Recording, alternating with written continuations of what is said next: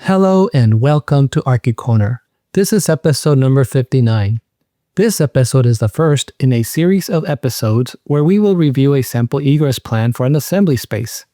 The series will cover IBC requirements for occupant loads, number of exits, distance between exits, paths of travel, exit width, door swings, fire extinguisher locations, and egress signs.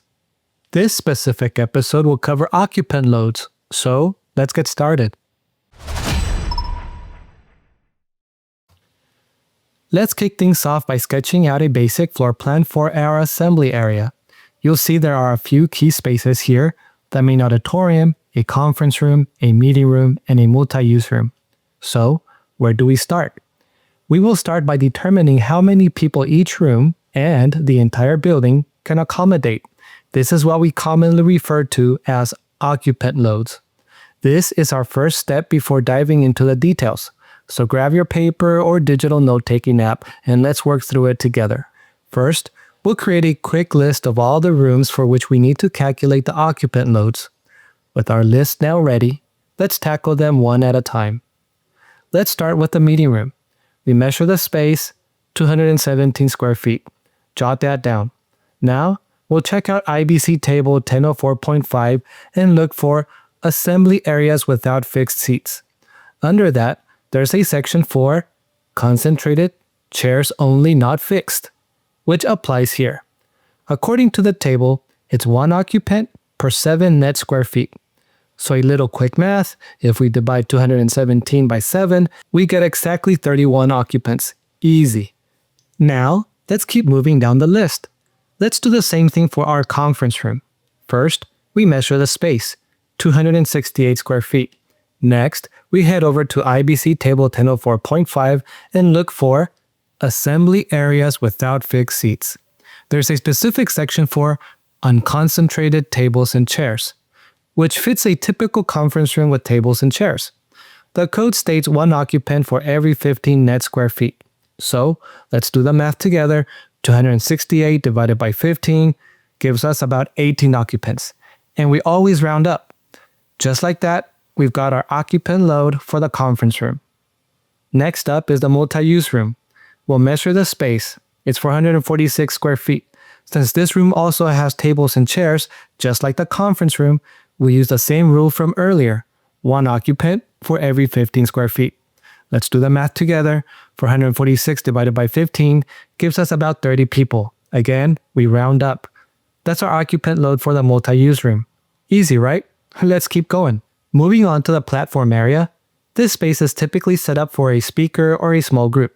Perhaps you got a dais, a lectern, tables, chairs for presentations or demonstrations, and that sort of thing.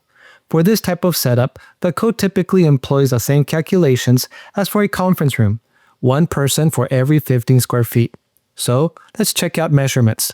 The platform is 264 square feet. If we divide that by 15, we get 18 occupants. Simple. Let's go ahead and jot that number down and head to the final area on our list: the auditorium. Since our auditorium has fixed seats, IBC table 1004.5 points us straight to section 1004.6.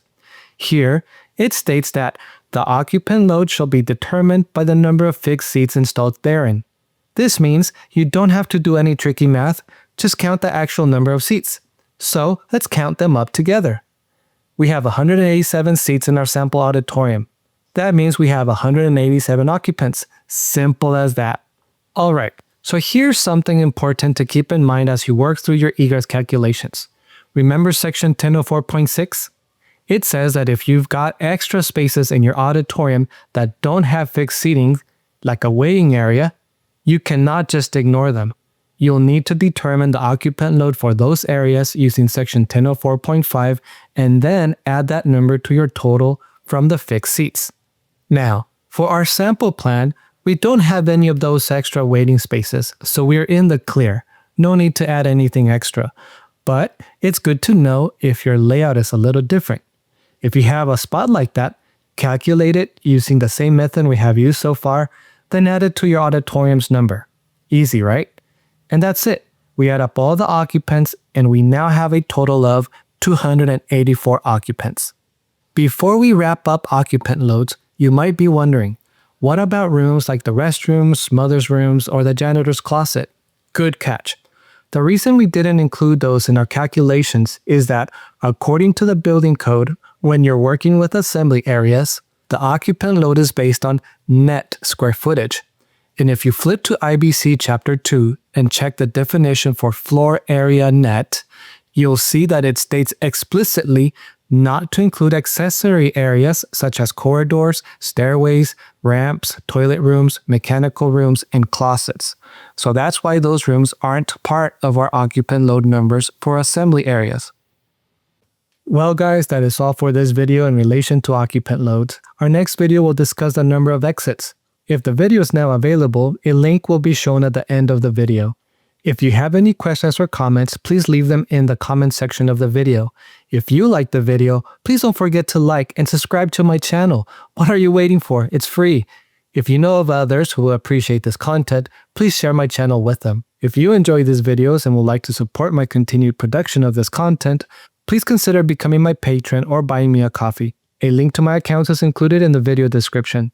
Again, thank you for watching this video. I will see you next time. But for now, this is Archie Corner signing out.